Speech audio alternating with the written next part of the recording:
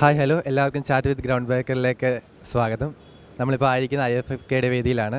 നമ്മുടെ കൂടെ ആയിരിക്കുന്ന ഗസ്റ്റ് എന്ന് വെച്ച് കഴിഞ്ഞാൽ അരുൺസോൾ സാറാണ്. സാറിന് എല്ലാവർക്കും മലയാളികൾക്ക് സുപരിചിതനാണ്. അദ്ദേഹത്തിൻ്റെ സിനിമ ഇപ്പോൾ അരക്കിപ്പോൾ ഇറങ്ങിയിരിക്കുകയാണ്. അദ്ദേഹമാണ് അതിൻ്റെ അകത്ത് ആയിട്ട് ചെയ്യുന്ന ആൾ. അപ്പം സാറിനോട് നമുക്ക് സംസാരിക്കാം. ആദ്യം തന്നെ ചോദിക്കുന്നത് വെച്ചാൽ സാറിൻ്റെ പേരിൽ തന്നെ ഒരു കൗതുകമുണ്ട്, അരുൺസോൾ. എന്തുകൊണ്ടാണ് സാറിന് അങ്ങനെ ഒരു പേരിടാൻ കാരണം? അങ്ങനെ പേരെന്ന് വെച്ചാൽ എനിക്കൊരു ആഡ് ഏജൻസിയാണ്. ഞാൻ പാരലായിട്ട് അഡ്വർടൈസ്മെൻ്റ് ഒക്കെ ചെയ്യുന്നത്. അപ്പം ആ കമ്പനിയുടെ പേര് സോൾ ബ്രദേഴ്സ് എന്നാണ്. അതുകൊണ്ടാണ് അരുൺസോൾ എന്ന് വരാൻ കാരണം. സോൾ എന്ന് പറഞ്ഞാൽ ഒരു ഗ്രീക്ക് വേർഡാണ്. അപ്പോൾ സൺ ഗോഡ് എന്നാണ് അതിൻ്റെ അർത്ഥം. അപ്പോൾ ഞാൻ ഫോട്ടോഗ്രാഫർ ആയതുകൊണ്ട് വെളിച്ചമാണല്ലോ.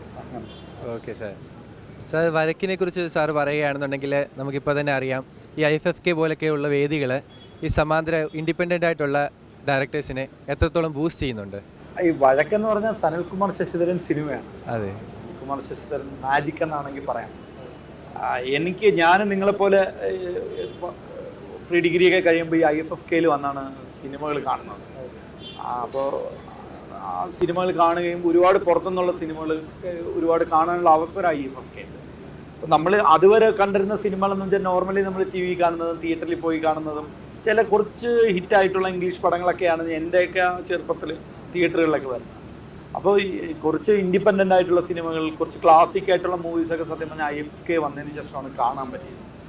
അപ്പോൾ അങ്ങനെയാണ് നമ്മുടെ സിനിമയുടെ ഒരു ചിന്താഗതികൾ, ഇങ്ങനെയൊക്കെ സിനിമകളുണ്ട്, വ്യത്യസ്തമായ സിനിമകളുണ്ട് എന്നൊക്കെയുള്ള ചിന്താഗതികൾ അങ്ങനെയാണ് വന്നത്. അങ്ങനെ ഒരു IFFKയിൽ ഇഷ്ടപ്പെട്ട ഒരു ഡയറക്ടർ സിനിമയാണ് ഒഴിവ് ദിവസത്തെ കളി എന്ന് പറയുന്ന സിനിമ. അപ്പോൾ അതിൻ്റെ ഡയറക്ടറാണ് സനൽകുമാർ ശശിധരൻ. അപ്പോൾ പുള്ളിയെ കാണുകയും പുള്ളിയെ പറ്റി പരിചയപ്പെടുകയൊക്കെ ചെയ്തു. പിന്നെ ഞാൻ പുള്ളിയായിട്ടൊരു സിനിമയിൽ അഭിനയിച്ചു, സെക്സി ദുർഗ എന്ന് പറയുന്ന സിനിമയിൽ. അതിനകത്തൊരു 5 കഥാപാത്രത്തിൽ ഒരു കഥാപാത്രം ഞാനായിരുന്നു. അപ്പോഴാണ് സൺലൈറ്റിനുമായിട്ട് കൂടുതൽ അടുക്കാൻ തുടങ്ങിയത്. പുള്ളിയാണ് നമ്മുടെ സിനിമയുടെ ചിന്താഗതി മാറ്റിയത്. കാരണം പുള്ളി ഐഫോൺ വെച്ച് സിനിമ ചെയ്തു. ഇപ്പോൾ മഞ്ജു വാര്യറിനെ വെച്ച് കഴിഞ്ഞ തവണ 2 അവാർഡ് കിട്ടി ബുസാനിലൊക്കെ പോയ പടമുണ്ട്, കയറ്റം എന്ന് പറയുന്നത്. പുള്ളി അത് iPhone 11 വെച്ചാണ് ചെയ്തത്. അപ്പോൾ നോർമലി ഉള്ള സിനിമയുടെ ഒരു ബേസിക് തിയറി അല്ലാതെ അതിന് ബ്രേക്ക് ചെയ്ത് പുള്ളി സിനിമ ചെയ്തു. നമുക്ക് തന്നെ അത്ഭുതമല്ല, ഐഫോണൊക്കെ വെച്ച് നമ്മളൊക്കെ യൂസ് ചെയ്യുന്ന ഫോൺ വെച്ച് ഒരു മഞ്ജു വാര്യർ പോലെ ഒരു ഹീറോയിനൊക്കെ വെച്ചിട്ട് പടം ചെയ്യാന്നൊക്കെ പറയാം. അപ്പോൾ അതൊരു ബ്രേക്കിംഗ് ആയിരുന്നു. അപ്പോൾ ഞാൻ പിന്നെ പുള്ളിയുടെ അടുത്ത് കൂടെ കൂടുകയായിരുന്നു. നമ്മൾ പുള്ളിയുടെ കൂടെ നിന്ന് പഠിക്കുന്നത്. അപ്പോൾ പുള്ളിയുടെ കൂടെ ഉന്മാദിയുടെ മരണം എന്ന് പറയുന്ന സിനിമ, ചോല, ഇപ്പോൾ വഴക്കിൽ വരാമെന്നത്തെ എനിക്ക് ചീഫ് അസോസിയേറ്റ് ആയിട്ട്.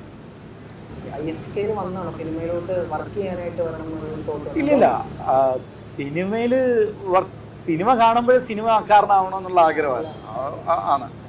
അത് ഞാൻ പറഞ്ഞത് നമ്മൾ സ്ഥിരമായിട്ട് കാണുന്ന സിനിമകളിൽ നിന്ന് വ്യത്യസ്തമായ സിനിമകൾ കാണാൻ IFFK ആണ് നമുക്ക്.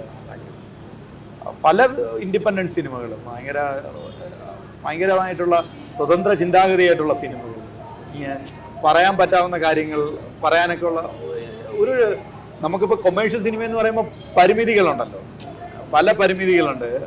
ആളുകളെ സംതൃപ്തിപ്പെടുത്തണം, എല്ലാവരെയും എല്ലാ കാറ്റഗറി ആളുകളെയും ബോറടിപ്പിക്കാതെ പോകണം, ലാഗ് വരാതെ പോകണം. അതിനകത്ത് അങ്ങനെയൊന്നുമില്ല. ഒരു ഡയറക്ടറുടെ സിനിമയാണ്, അത് എങ്ങനെ വേണം പ്രസൻറ്റ് ചെയ്യാം. ലാഗ് ഉണ്ടെങ്കിൽ ലാഗ്, സംസാരം ഇല്ലെങ്കിൽ ഇല്ല, മ്യൂസിക് ഇല്ലെങ്കിൽ ഇല്ല. അപ്പം ഇതൊക്കെ നമ്മൾ ഞാൻ എൻ്റെ ചെറുപ്പകാലത്തിൽ ഇത് കണ്ടപ്പോൾ അന്തം വിട്ടു. ബാക്ക്ഗ്രൗണ്ട് സ്കോർ ഇല്ലാത്ത സിനിമ, അല്ലെങ്കിൽ എന്താ പറയുന്നത്, കുറേ നേരം സൈലൻ്റ് ആയിട്ടുള്ള സിനിമ. അപ്പം സിനിമകൾ കാണാനുള്ള അവസരം ഉണ്ടാക്കി. ഇപ്പോൾ ഒരുപാട് ടൊറൻറ്റിലൊക്കെ ഉണ്ടെങ്കിലും തിയേറ്ററിൽ ഇങ്ങനെ വന്നിരുന്ന സിനിമ കാണുകയും ആ സിനിമയെക്കുറിച്ചുള്ള ചർച്ചകളിലൊക്കെ ചില സിനിമകളൊക്കെ നമുക്കൊന്നും മനസ്സിലാവില്ല, നോർമലി മനസ്സിലാവില്ല. അപ്പോൾ അത് കഴിഞ്ഞിട്ടുള്ള Q&Aയിലൊക്കെ നമ്മൾ ഇരിക്കുമ്പോഴായിരിക്കും ഇത് ആളുകൾ സംസാരിക്കുമ്പോൾ ഇതാണല്ലോ, കുറേയൊക്കെ കണക്ട് ചെയ്യാൻ പറ്റും. അപ്പോൾ IFFK നമ്മളെയൊക്കെ സംബന്ധിച്ചിടത്തോളം ഒരുപാട് മാറ്റം ഉണ്ടാക്കിയിട്ടുള്ളതാണ് സിനിമയിൽ. ആരെങ്കിലും ഇൻസ്പയർ ചെയ്തിട്ടുണ്ടോ സിനിമയിൽ? ഇൻസ്പയർ ഒരുപാടുണ്ട്, ഒരുപാട് പേരുണ്ട്. എനിക്ക് ഭയങ്കര, ഞാൻ പറഞ്ഞു, സനൽകുമാർ ശശിധരൻ ഭയങ്കര ഇൻസ്പയർ ആയിട്ടുള്ള ആളാണ്. കാരണം വേറെ ഒന്നുമല്ല, പുള്ളിയുടെ ഈ അടുത്ത കാലത്തെ കുറച്ച് സിനിമകളിലെ സ്റ്റാറുകളൊക്കെ ഉണ്ടായിരുന്നു. അല്ലാതെ ഉള്ളതെല്ലാം നോർമലി കുറേ പുതിയ ആളുകളെ കൊണ്ടുവരുന്നു. പിന്നെ പുള്ളിയുടെ സിനിമകളിലൊന്നും സ്ക്രിപ്റ്റ് ഇല്ല, അങ്ങനെ ബേസിക്കലി സംഭാഷണങ്ങളൊന്നും എഴുതിയിട്ടൊന്നുമില്ല. അങ്ങനെ സ്പോട്ടായിട്ട് ഇംപ്രവൈസ് ചെയ്തിട്ടുള്ള കാര്യങ്ങളൊക്കെയാണ്. അപ്പം പുള്ളിയെ ഭയങ്കര ഇഷ്ടപ്പെട്ട ഒരു ആളാണ്. പുള്ളിയുടെ പടങ്ങൾ കാണുകയും ഒക്കെ കണ്ട് ഇഷ്ടപ്പെട്ട് അവസരം ചോദിച്ച് പിറകെ നടന്ന് കൂടിയ ഒരാളാണ്. പിന്നെ സാർ ഇപ്പോൾ പറഞ്ഞായിരുന്നു ഇതിഹാസ പോലത്തെ പടങ്ങൾ സാറിൻ്റെ ആദ്യത്തെ പ്രൊഡ്യൂസ് ചെയ്ത പടം അതിനകത്തൊക്കെ എന്ന് വെച്ചാൽ ഇതുപോലത്തെ വലിയ സ്റ്റാർ കാസ്റ്റ് ഒന്നുമില്ല, നോർമൽ കാസ്റ്റാണ്. അപ്പം അങ്ങനത്തെ ഉള്ള സിനിമകൾക്കൊക്കെ ഈ OTT നൽകുന്നൊരു ബൂസ്റ്റ് ഉണ്ടല്ലോ, അത് എത്രത്തോളം ഈ ഇന്നത്തെ OTT വന്നതിന് ശേഷം? ഈ ഇതിഹാസം 2014 നമ്മൾ ചെയ്യുന്നത്. ഞാൻ ഈ പറയുന്ന സമാന്തര സിനിമകളൊക്കെ കാണുന്നതിന് തൊട്ട് മുമ്പുള്ള കണ്ട സിനിമയാണ്. നമ്മൾ ഇതിഹാസം എൻ്റെ കുറേ കൂട്ടുകാരന്മാർ, എൻ്റെ കൂടെ കല്യാണ ഫോട്ടോഗ്രാഫി എടുക്കാൻ നടന്ന കുറേ കൂട്ടുകാരന്മാർ ചേർന്നുണ്ടാക്കിയൊരു സിനിമയാണ്. അപ്പം ഞങ്ങൾ കുറേ സിനിമാ താരങ്ങളെടുത്ത് ഈ കഥ പോയിട്ട് ജയസൂര്യ തൊട്ട് ഉരുപ്പെട്ട എല്ലാ നടന്മാരുടെ പോയി പറയുമ്പോൾ അവർ പറയും, നിങ്ങൾ ഈ കഥ നമുക്ക് തരൂ, ഡയറക്ഷൻ വേണമെങ്കിൽ നമ്മൾ ചെയ്യാം. അവസാനം സിനിമ നടക്കാതെ ഒരു സിറ്റുവേഷൻ വന്നു. അങ്ങനെ വരാൻ നേരത്താണ് എൻ്റെ കൂടെയുള്ളൊരു ഫോട്ടോഗ്രാഫറുണ്ട്, വിനുവസ് എന്ന് പറയുന്നത്. പുള്ളിയും എല്ലാവരും എൻ്റെ കൂടെയുള്ള ഒരു ആത്മാർത്ഥ, എൻ്റെ കൂടെയുള്ള ഒരു കളിക്കൂട്ടുകാരുണ്ട് രാജേഷ് അഗസ്തി. അങ്ങനെ ഞങ്ങളെല്ലാവരും കൂടെ ചേർന്ന്, രാജേഷ് അഗസ്റ്റിനാണ് അതിനകത്തൊരു മെയിൻ പ്രൊഡ്യൂസർ, ഞാൻ കോ പ്രൊഡ്യൂസർ ബിനു, ഞങ്ങളെല്ലാവരും കൂടെ ചേർന്ന് നമുക്കൊരു പടം ചെയ്യണമല്ലോ. അങ്ങനെ നമ്മളെ കയ്യിലൊക്കെ ഉണ്ടായിരുന്ന എല്ലാം കൂടെ ഒരു പൊരുത്തി വെച്ച് ചെയ്തൊരു സിനിമയാണ് ഇതിഹാസം. അന്ന് ഇതേപോലെ OTT ഒന്നുമില്ല, ആ പടം സാറ്റലൈറ്റ് കൊടുക്കാൻ നടന്നിട്ടില്ല. സാർ ഇച്ചിരി മുമ്പേ പറഞ്ഞ പോലെ സാർ പറഞ്ഞ സിനിമ കണ്ടു തുടങ്ങിയ കാലം തൊട്ടേ സിനിമ സാറിൻ്റെ ഒരു മോഹമായിരുന്നു. അപ്പോൾ ഇപ്പം സാർ ഇവിടെ എത്തി നിൽക്കുന്ന ഈ നിമിഷത്തിൽ സാർ ഇപ്പോൾ ഒന്ന് ചിന്തിച്ച് നോക്കിയാൽ സിനിമയിൽ എത്തിയില്ലായിരുന്നെങ്കിൽ സാർ എന്ത് ചെയ്തതിനെ ഒന്ന് ചിന്തിച്ച് നോക്കിയിട്ടുണ്ടോ? അല്ലേ, ഇപ്പം നമ്മളൊക്കെ നിൽക്കുന്നതെന്ന് പറഞ്ഞാൽ സിനിമയിലാണോ എന്ന് ചോദിച്ചാലാണ്, ഇല്ലേ എന്ന് ചോദിച്ചാൽ അങ്ങനത്തെ ഒരു സിറ്റുവേഷനാണ് നിൽക്കുന്നത്. ഇനിയും നമ്മൾ ഈ മനസ്സിൽ ഉള്ള സ്വപ്നങ്ങളാണ്. ഇപ്പോൾ എനിക്ക് തോന്നുന്നു പണ്ടൊക്കെ നമ്മുടെയൊക്കെ ഒരു ചെറുപ്പകാലത്ത് നിങ്ങളെയൊക്കെ സംബന്ധിച്ചിടത്തോളം കുറച്ചും കൂടെയൊക്കെ അവസരങ്ങളുണ്ട്. പണ്ടൊക്കെ അവസരങ്ങൾ കുറവായിരുന്നു, സിനിമകൾ കുറവായിരുന്നു. എന്നാൽ ഇത് കണക്കുള്ള ഇത്രയും ഒരുപാട് പ്ലാറ്റ്ഫോമുകളൊക്കെ കുറവായിരുന്നു. അപ്പോൾ നമ്മളത്രയും അവസരങ്ങൾ കുറവായതുകൊണ്ട് ഒരുപാട് ട്രൈ ചെയ്തിട്ടുണ്ട്, അതാണ് സത്യം. പക്ഷേ ഇപ്പോഴേ ഒരുപാട് അവസരങ്ങളുണ്ട്. ഇപ്പോൾ തന്നെ OTT ഉണ്ട്, ഷോർട്ട് ഫിലിം ഉണ്ട്, വെബ് സീരീസ് ഉണ്ട്. ഇപ്പോൾ ഒന്നുമില്ലെങ്കിൽ നമുക്കൊരു ആക്ടിങ് ഒക്കെ ചെയ്യാൻ വേണ്ടി വേണമെങ്കിൽ നമ്മളൊരു 1 മിനിറ്റ് റീല് തന്നെ ചെയ്താൽ ജനത്തിനിടയിൽ എത്താൻ പറ്റുന്ന രീതിയിൽ ഒരുപാട് സംഭവങ്ങളുണ്ട്. അപ്പോൾ എന്നെ സംബന്ധിച്ചിടത്തോളം സിനിമയിലെത്തുക എന്നുള്ളതായിരുന്നു. ഞാൻ സിനിമയിലെത്താൻ വേണ്ടിയാണ് ഫോട്ടോഗ്രാഫി പഠിച്ചത്. അപ്പോൾ അതിനുവേണ്ടി ഇപ്പോഴും ഓടുകയാണ്, നമ്മൾ നിന്നിട്ടൊന്നുമില്ല. ഇനിയും എന്തെങ്കിലും പുതിയ സാധനങ്ങൾ ചെയ്യണം എന്നാണ്. പിന്നെ സിനിമയിൽ നമുക്കൊരു ഭാഗ്യം എന്ന് പറഞ്ഞാൽ എല്ലാ മേഖലകളും നമുക്ക് ചെയ്യാൻ പറ്റി. അപ്പം ഒരു പടം പ്രൊഡ്യൂസ് ചെയ്യാൻ കോ പ്രൊഡ്യൂസർ ആവാൻ പറ്റി, പിന്നെ സ്റ്റിൽ ഫോട്ടോഗ്രാഫറായി, പോസ്റ്റർ ഡിസൈനറായി, പിന്നെ ഉന്മാദിയുടെ മരണം എന്ന് പറയുന്ന സിനിമയിൽ കൺട്രോളറായി, പ്രൊഡക്ഷൻ കൺട്രോളർ, ഇപ്പോൾ ചീഫ് അസോസിയേറ്റ്. അപ്പോൾ ഓരോന്നും പഠിക്കാൻ പറ്റുന്ന ഒരു നല്ല കാര്യമാണ്. ഇന്നൊരു എയിം എന്ന് പറഞ്ഞാൽ ഒരു പടം ചെയ്യുക എന്നുള്ളതാണ്, ഡയറക്ഷൻ എന്നാണ് ചെയ്യാൻ. അപ്പോൾ അതുകൊണ്ട് സിനിമ ചെയ്തില്ല എങ്കിൽ വേറെ ഒരു ഇതുമില്ല, സിനിമ തന്നെയാണ് എയിം. അതിനുവേണ്ടി ഇപ്പോഴും ഓടിക്കൊണ്ടിരിക്കുന്നു.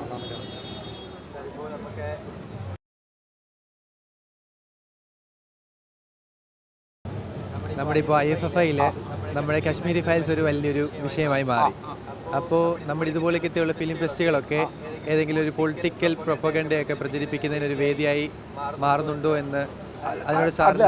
ഈ നമ്മളിപ്പോൾ ഇങ്ങനെയുള്ള ഫെസ്റ്റിവലുകൾ എന്ന് പറഞ്ഞാൽ നമുക്ക് ഭയങ്കര ക്രിയേറ്റീവായിട്ട് നമുക്ക് ഒരു ഡയറക്ടർക്ക് പറയാനുള്ള സാധനങ്ങൾ കാണിക്കാൻ പറ്റും. അതൊരു ഭയങ്കര വലിയൊരു കാര്യമാണ്. നമുക്ക് തുറന്ന് പറയാൻ പറ്റും. അതാണ് ഒരു മറവില്ലാതെ ഒക്കെ തുറന്ന് പറയാൻ പറ്റും. എൻ്റെ ഒരു അഭിപ്രായത്തിൽ എല്ലാം പറയണം, അതാണ് സത്യം. ഇപ്പോൾ ഞാൻ എന്നും പറഞ്ഞ് എനിക്കൊരു സിനിമയിൽ ഒരു മെസ്സേജ് വരണമെന്നൊന്നും ആഗ്രഹം. അങ്ങനെ ഒരു സിനിമ എന്ന് പറഞ്ഞ ഒരു മെസ്സേജാണ്, അങ്ങനെയൊന്നുമില്ല. എന്നാൽ നമുക്കിപ്പോൾ സമൂഹത്തിലുള്ളൊരു പ്രശ്നമൊക്കെ നമുക്ക് ഉറപ്പായിട്ട് അവതരിപ്പിക്കാൻ പറ്റും. അത് ഭയങ്കരമായിട്ട് ഈസി ആയിട്ട് ജനങ്ങൾക്ക് അത് കണക്ട് ചെയ്യാൻ പറ്റുന്നൊരു മീഡിയ തന്നെയാണ് സിനിമ. അതൊരു ഭയങ്കര ഒരു വലിയ കാര്യം തന്നെയാണ്. അപ്പം ഇങ്ങനെയുള്ള ഫിലിം ഫെസ്റ്റിവൽ എന്ന് പറയുമ്പോൾ കുറച്ച് ക്രിയേറ്റീവായിട്ടുള്ള ഫ്രീഡം ഉണ്ട്. അപ്പോൾ അത് ഉറപ്പായിട്ട് ഇങ്ങനെയുള്ള പ്രശ്നങ്ങളും വരാം, അത് സ്വാഭാവികം.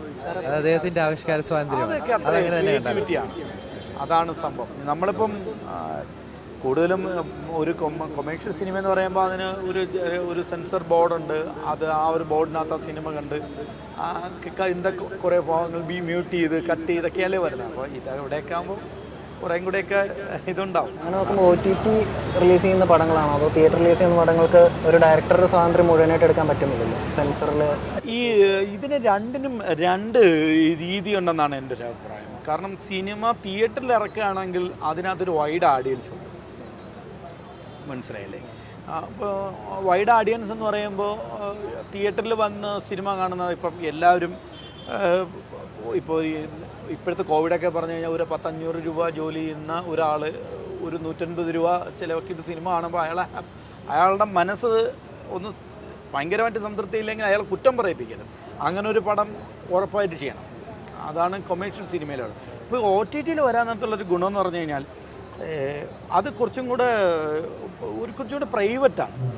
അതിനകത്തൊരു വൈഡ് ഓഡിയൻസ് വരുന്നില്ല, മനസ്സിലായില്ലേ? ഇപ്പം നമുക്ക് കുറേയും കൂടെ പിന്നെ അത് കുറച്ചും കൂടെ ഒരു ചെറിയ സ്ക്രീനിലാണ് കാണുന്നത്. എനിക്ക് തോന്നുന്നു OTT ഒക്കെ കൂടുതൽ ആളുകൾ ഇപ്പോൾ മൊബൈലിലൊക്കെയാണ് സിനിമ കാണുന്നത്. അതാണ്. അപ്പം അതിന് വേറൊരു ടേസ്റ്റ് ഉണ്ട്. അപ്പോൾ നിങ്ങൾക്കിപ്പോൾ അത് മനസ്സിലാവും. കാരണം OTT റിലീസാവുന്ന സിനിമകളുടെ ഒരു സ്വഭാവം തന്നെ കാണുമ്പോൾ തന്നെ നമുക്ക് OTT ആണെന്ന് അറിയാം. അങ്ങനെ ഉണ്ട്. എനിക്ക് തോന്നുന്നു കുറച്ച് നാൾ കഴിയുമ്പോൾ അത് OTTയിൽ മാറും. കുറച്ചും കൂടെയൊക്കെ നല്ല സിനിമ ഇപ്പോൾ നമ്മൾ OTTയിലൊക്കെ ഉള്ള വെബ് സീരീസൊക്കെ നോക്കിക്കഴിഞ്ഞാൽ അതിൻ്റെ ക്വാളിറ്റിയൊക്കെ തന്നെ ഭയങ്കര സിനിമയായിട്ട് കിട്ടുന്നുണ്ട്. പക്ഷെ മലയാള സിനിമകളെന്ന് പറഞ്ഞു കഴിഞ്ഞാൽ ഇപ്പോൾ OTT വരാനകത്ത് കുറച്ച് കാണുമ്പോൾ തന്നെ അതിനകത്തൊരു മൊത്തത്തിൽ ഞാൻ പറഞ്ഞു എനിക്ക് അങ്ങനെ തോന്നിയിട്ടുണ്ട്. പക്ഷേ അത് ഇനിയിപ്പം ഭാവിയിൽ മാറും. പിന്നെ OTTയിലുള്ളതെന്ന് വെച്ചാൽ ഇപ്പം നമുക്ക് സീരിയലായിട്ട് വേണമെങ്കിൽ കാണാം. ഇപ്പോൾ ഒരു സിനിമ ഒരു അരമണിക്കൂർ കഴിഞ്ഞിട്ട് പോസ്റ്റ് ചെയ്തിട്ട് വന്നിട്ട് കാണാം. അതിൻ്റെ ഒരു രീതിയാണ്. പക്ഷേ എനിക്ക് ഒരു സിനിമ ഒരു തിയേറ്ററിലിരുന്ന് ഒരു ഒറ്റ സ്ട്രെച്ചിലിരുന്ന് കാണുന്നതിൻ്റെ ഒരു ഫീല് അത് തന്നെയാണ്. എന്നും പറഞ്ഞാൽ എന്നാൽ OTT വരുന്നത് നല്ലതാണ്. കാരണം ഒരുപാട് അവസരങ്ങൾ വരുന്നുണ്ട്. ഈ ചുരുളി പോലത്തെ സിനിമകളിലൊക്കെ ഉപയോഗിക്കുന്ന ഭാഷ അതൊക്കെ OTT വരുമ്പോൾ നമുക്ക് ഇപ്പം ഞാനൊരു ഉദാഹരണം പറയട്ടെ. ഈ സിനിമയുടെ ഭാഷ എല്ലാം അത് ആളുകളുടെ ക്രിയേറ്റിവിറ്റിയാണ്. അതിനകത്ത് അങ്ങനെയൊന്നും ഇല്ല. ഇപ്പം നമ്മളിപ്പോൾ ചുരുളിയുടെ ഭാഷയെ നമ്മൾ ഒരുപാട് പേര് കുറ്റം പറയുന്നുണ്ടെന്ന് പറയുന്നു. ഇപ്പോൾ എൻ്റെ ഒരു അഭിപ്രായത്തിലെന്ന് പറഞ്ഞു കഴിഞ്ഞാൽ സിനിമയ്ക്ക് അങ്ങനെ ഭാഷയൊന്നുമില്ല. ഇപ്പം ഹരികുമാർ മാധവൻ നായർ എന്ന് പറഞ്ഞൊരു സാറുണ്ട്, സൗണ്ട് റെക്കോർഡിസ്റ്റാണ്, സിംഗ് സൗണ്ടൊക്കെ ചെയ്യുന്ന പുള്ളിയെ ഞാൻ നിങ്ങളുമായിട്ടൊരു ഇൻ്റർവ്യൂ ഇതേപോലെ പങ്കെടുത്തപ്പോൾ പുള്ളി പറഞ്ഞതെന്ന് വെച്ചാൽ നിശബ്ദതയിൽ പോലും ശബ്ദം ഉണ്ടെന്നാണ്. നിശബ്ദതയിൽ പോലും സൗണ്ടുണ്ട്. നിശബ്ദതയിൽ പോലും പലതും കമ്മ്യൂണിക്കേറ്റ് ചെയ്യാം. അതൊരു ഭയങ്കര വലിയൊരു കാര്യമാണ്. ഞാൻ സാറ് പറഞ്ഞപ്പോൾ അന്തം വിട്ടു. അത് ശരിയാണ്. ഇപ്പോൾ ചില സിനിമയിൽ സൈലൻ്റ് ആയിരിക്കുന്നതെന്ന് വെച്ചാൽ അതിൽ ആ നിശബ്ദതയിലാണ് അത് കമ്മ്യൂണിക്കേറ്റ് ചെയ്യുന്നത്. അപ്പോൾ സിനിമയ്ക്ക് സിനിമ ഇപ്പോൾ ഞാൻ ഈ ഭാഷ എന്നൊക്കെ അതൊക്കെ ഞാനൊരു കാര്യമാണ് പേഴ്സണലി നിങ്ങളടുത്ത് വയ്ക്കുന്ന ആരും ഒരു സിനിമ കണ്ടൊന്നും നശിച്ചൊന്നും പോകാൻ പോകില്ല. ഞാൻ കേട്ടിട്ടൊന്നുമില്ല ഒരു സിനിമ കണ്ട ഒരാളെ ഒരു കുട്ടി നശിച്ചു പോയി. സാധനങ്ങളൊക്കെയാണ് അതിനെ ആ രീതിയിൽ കണ്ടാൽ മതി. ഇപ്പം ചുരുളി എന്ന് പറയുമ്പോൾ സിനിമയിൽ അതിൻ്റെ കഥാസന്ദർഭവും അതിൻ്റെ ഒരു രീതിയും അങ്ങനെ ഉള്ള ഒരു ആളുകളുടെ ഇടയിലോട്ടൊക്കെ പോകുമ്പോൾ അങ്ങനെ സംസാരിക്കുന്നു. അതെ. ഇപ്പം ഞാനൊരു കാര്യമാണ്. ഇപ്പോൾ UA എന്ന് പറയുന്ന സർട്ടിഫിക്കറ്റ് ഉള്ളത് സിനിമകൾ എത്രയുണ്ട്. അതിനകത്ത് കുട്ടികൾ വന്ന് കാണുന്നില്ല. അങ്ങനെയാണ് കുട്ടികൾ ആരെയും കാണാനേ പറ്റില്ല. അതെ എൻ്റെ ഒരു അഭിപ്രായത്തിൽ മക്കളൊന്നുമില്ല. ഇത്രയും നേരം നമ്മൾ ഇങ്ങനെ വലിയ സിനിമയെ പറ്റിയൊക്കെ സംസാരിച്ചുകൊണ്ടിരിക്കുകയായിരുന്നല്ലോ നമ്മൾ. സാർ, അപ്പോൾ അവസാനമായിട്ട് നമ്മളിപ്പോൾ ചോദിക്കാനായിട്ട് നോക്കുന്ന സാറിൻ്റെ ഫാമിലിയെ പറ്റി 2 വാക്ക്. എനിക്ക് 2 പെൺകുട്ടികളാണ്. അതിൽ മൂത്ത മോള് ഒരു ഫിലിം മേക്കറാണ്, തമന്ന എന്ന് പറയും. പുള്ളിക്കാരത്തി 7ാം ക്ലാസ്സിൽ വെച്ചൊരു ഷോർട്ട് ഫിലിം ചെയ്തായിരുന്നു. അതൊരു 30-35ഓളം ഫിലിം ഫെസ്റ്റിവലിൽ പോയിട്ടുണ്ട്. 7ാം ക്ലാസ്സിൽ. അതൊരു 35ഓളം ഇൻ്റർനാഷണൽ ഫിലിം ഇന്ത്യക്ക് പുറത്തുള്ള ഫെസ്റ്റിവലിൽ പോയി ഒരു 10-13ഓളം അവാർഡൊക്കെ കിട്ടിയിട്ടുണ്ട്. പിന്നെ 2ാമത്തെ മോള് തന്മയ, പുള്ളിക്കാരത്തി വഴക്കിൽ ടൊവിനോയുടെ കൂടെ ത്രൂ ഔട്ട് ഒരു ക്യാരക്ടർ. പിന്നെ വൈഫ്, അച്ഛൻ. മോളുടെ പേര് തമന്നയും തന്മയും. തമന്ന എന്നിടാനുള്ള കാരണം? തമന്ന എന്ന് പറയുമ്പോൾ ആശ എന്നാണ് അർത്ഥം. അപ്പോൾ എൻ്റെ വൈഫിൻ്റെ പേര് ആശ എന്നാണ്. തമന്ന എന്നതിന് ആശ എന്നാണ് അർത്ഥം. ഓക്കെ. ചാറ്റ് വിത്ത് ഗ്രൗണ്ട് ബ്രേക്കറിൻ്റെ മറ്റൊരു എപ്പിസോഡിൽ വീണ്ടും കാണുന്നത് വരെ എല്ലാവർക്കും നന്ദി, നമസ്കാരം.